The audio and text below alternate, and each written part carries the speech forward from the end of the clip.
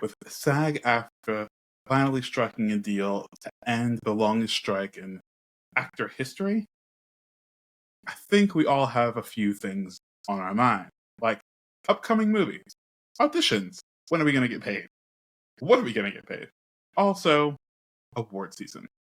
And I think there's no time like November to talk about the movies that are coming out, or in this particular case, have already come out and will be a movie that gets nominated for a lot of prizes. Now, I probably should have started this off properly. This is required watching, where we talk about the. Listen, this case is a bit different. We talk about a lot of different kinds of movies. This movie is what I kind of classify as not necessarily Oscar bait, but a film that thinks of itself as being prestige and thus is a prestige film. It's Killers of the Flower Moon, starring Leonardo DiCaprio, Robert De Niro, Lily Gladstone, amongst a bunch of other familiar and unfamiliar faces on our screen. If you don't know what it's about, I'll just read you a quick line, which is: when oil is discovered in 1920s Oklahoma under Osage Nation land, the Osage people are murdered one by one until the FBI steps in to unravel the mystery. Now, that may sound like the case for this film, but that's kind of my biggest grievances with it, is that I think the movie trailer and the film itself was meant to be something that it didn't deliver on. I think this high-powered, high-energy trailer was met with a very sleepy, 3-hour film. Now, I'll say this, spoilers, mainly because this is mainly a reaction of the things I'm feeling in regards to this film. I don't know how much of the story I'll get into, but needless to say, if you haven't seen it or don't want to get spoiled, stop right here. I was really excited and really interested to know that this film was coming out, mainly because I confused it with another Leonardo DiCaprio film. What is it? Devil in the... I forget the name of it. But I confused it with something else. Now, with this movie coming out and understanding what the premise was and seeing the trailer, I thought a few things. I thought yes to Lily Gladstone. I thought yes to Leonardo DiCaprio. Yes to Martin Scorsese. Like, we're getting something that's going to be fantastic. And this 3-hour movie, again, didn't live up, not to the hype, but it didn't live up to what it promised. And when I left the film, I actually left the film feeling really good. Understanding that we had before I saw that Lily Gladstone was already vying to be nominated in whatever category, in whatever awards, under Best Actress instead of Best Supporting Actress. So that was exciting news. Knowing that this was about the Osage people, knowing that this was about Native Americans, knowing that Martin Scorsese brought on consultants and did some due diligence. Again, kind of only knowing things by a very general premise and honestly, very broad and misleading trailer. I felt good going into this, and I left also feeling okay. Okay is probably like the best thing that I can give it. I'll start with an epilogue. So again, spoilers. When it comes to true events, I was actually quite curious about where this movie would land with its ending. How far is this going to go? What's going to happen? How is this going to be a full circle moment, or a case where it's left to the interpretation of its audiences? And instead, what I got was like, forgive me for saying this, but what I got was like this, like, not bougie, just like it felt like a Wes Anderson ripoff ending. Whereas again, this movie's taking place in the 20s, and then we jump ahead, I believe, another 20 years or so, where actors are doing a staged reading, radio drama, something like a version of this to an audience, and I just felt like it was a cop out. I felt like it was a dissatisfactory ending for everything that this thing kind of built up to, which I'm not sure was as great as what it was intended to be. which was only underlined by Martin Scorsese's like cameo. I don't mind, and I actually think I'm, because of RRR and a few other films, I think I'm kind of like accustomed, and I don't immediately think it's cringy when directors show up in their films. But something about this just felt like it was like a little bit of a shoulder nudge, like this is good, right? Like here I am now to show to really underline and underscore the the 3 hour movie that I put in front of your faces. And I'm sorry, I just don't think it was I don't think it was Marty Marr's best work. I think it was a beautiful film. But I think there were too many bits of it that took me out of the film. And I'll start with the most glaring one. Kampai. I'll start with the most glaring problem with this film. And that it feels like it uses the Native American power that it has within the film. The fact that it's gone to the Osage, it had, shot on Osage land. It was had a consultant. These are all the things that were top line, headlines and articles and everything else. But it fails on so many points to be from a point of view or perspective of the Osage people. And I know, I get it.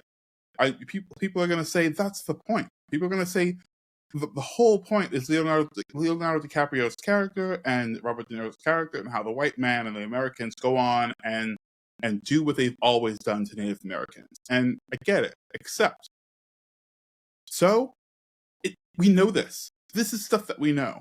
People of color know what it is to be to be taken out, to be manipulated, to be again brutally murdered for things that white people want, for things that the colonizers want.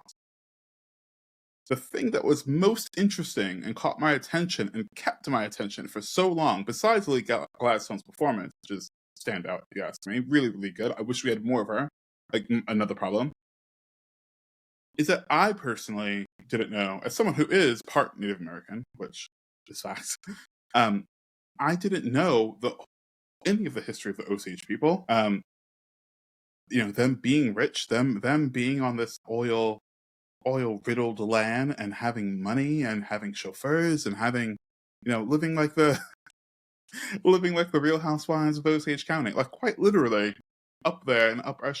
But I don't think we got any of it from the point of view of the Native Americans. We didn't get anything that we get, like little bits and pieces of their power and their position and how they live. But it's all through the eyes of Leonardo DiCaprio, all through the eyes of Robert De Niro. And it's a true shame that we aren't able to wrestle back the narrative just a bit to show some really interesting points of how these people lived, compared to like what a lot for. And apologies if I'm making too much of a generalization, but the reservations of now, where it isn't people dining out on caviar and having drivers and all that. Like that is so incredibly sad and so incredibly painful that I just wish we were able to live in this moment and celebrate their lives in this way, and have these murders treated with a little bit more like gravitas. I'm not even sure. Like I wish Lily Gladstone was truly the star of this piece, and everyone will point to Robert De Niro, everyone will point to Leonardo DiCaprio. But like, I wish her family and her sisters. I just wish there were more. There were more there from the Native American side, and we built this film around this community of Native people, and the outsiders infiltrated it, as opposed to like the white people who just so happened to be able to do everything that they wanted to do. Because it's Robert De Niro's character of like him being a scummy guy was very clear from the start. And Leonardo DiCaprio's character as being a scummy guy was clear from the start. So like I didn't have any kind of connection to Leo's character because he continued to make it clear that he was a piece of crap. So who am I rooting for? I'm just going to go back to this. When oil is discovered in 1920s Oklahoma under Osage Nation land, the Osage people are murdered one by one until the FBI steps in to unravel the mystery. Guess what? It's not. This movie doesn't frame it as if people are just getting murdered. It frames it as Molly Burkhart, the Lily Gladstone's character, and her sisters are being murdered. There's no emphasis on anyone else. There's barely a mention of like other people who are systematically getting taken out one by one. And the FBI, listen, the presence of the FBI and Jesse Plemons coming into this film. Jesse Plemons is a star, and I think we need to give him more respect. I truly mean this. I think he's great, and I think someone needs to like continue to write for him. It's a great actor. Not to say anything about anyone else, but the bit about the FBI coming along, I didn't have my phone out, but I feel like doesn't really come into play until way later on. And it was such an exciting moment because it just gave so much energy to the film of now Leonardo DiCaprio has to like skitter and skirmish and like figure out this, that, and the third in order to not get caught. And then when he gets caught, it all just kind of plays as one note. And like there are bits and pieces of like excitement in this film. And I think the FBI, Jesse Plemons, and the rest of the FBI crew coming in was kind of great. Again, spoilers, but when Jesse Plemons comes in, he comes in with a few other people, and they kind of integrate themselves into the community before making themselves known as FBI. And there's a Native American who has, at least in the film, quite easily become someone who is liked and accepted into this community, being Native American himself. And I thought, how interesting would it have been for that to have been the point of view that we're taking? Instead of Leonardo DiCaprio being in the forefront, what if we follow this guy as he gets this case on his desk? This is the FBI. This is a new organization. Him getting this onto his desk, and the team having to form. We get Jesse Plemons' character as someone who has to like head this team. We see that he has to blend in, accept has to blend in and be accepted by these people and go about, again, the traditions and this, that, and the third, as well as have the other people in the FBI play their specific roles in the town. Like this is a town, this is a situation where we have white people and Native Americans living hand in hand. And there are definitely nuances to that, but it very much seemed like, yeah, there are white people here, there are Native Americans here, and we're gonna keep on keeping on. And that is crazy. Like no one's looking for I don't know, no one's digging down and digging deep into something that I think is really important, and that's being able to tell different stories. Like this is no different as it is, it's no different than any other film about fucking treachery. About someone wanting to like stake their claim over something that's not theirs. I'm not rooting for Leonardo DiCaprio.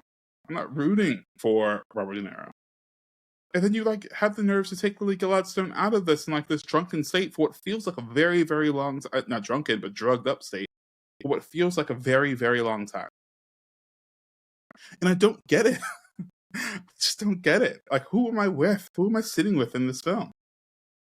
It's upsetting, and it's one of the reasons why it's one of the reasons why I continually tell people to watch Indian cinema, because I'm like, it's not made for anyone other than people who probably already know like the lore of some of their historical stuff, or it's completely fantastical, but it's not made for a Western audience. Is that right? Western? It's not. I actually don't know. But it's not made for an American audience to just get. You can get it, and you can get deeply involved in it, but it's not catered to you. It's not the.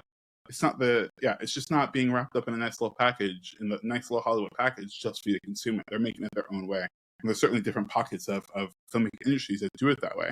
And I praise them, because I'm angry. I'm angry at the idea that just because Marty Scorsese is Marty Scorsese, that we don't. I'll take it back. This is not about Martin Scorsese. This is about like other gatekeepers. It's about people who finance these movies, people that read scripts and don't care about telling stories that are important. Period. It's about, honestly, forget importance. Forget importance. Reservation Dogs, the TV show, is not about like it's not a show about the history of Native Americans. it's just a show about some kids on the reservation, and that's amazing. That's amazing, and that show is so amazing to watch and be not be a part of, but be a part of as an audience member, because I get to feel like like I am in this world in some way, shape, or form. Like I know this world the same way I know the world of The Wire, or know the world of The Americans or The Sopranos. Like know these different kinds of worlds. Like that's a part of my coloring book that's starting to get filled out, like lightly outlined.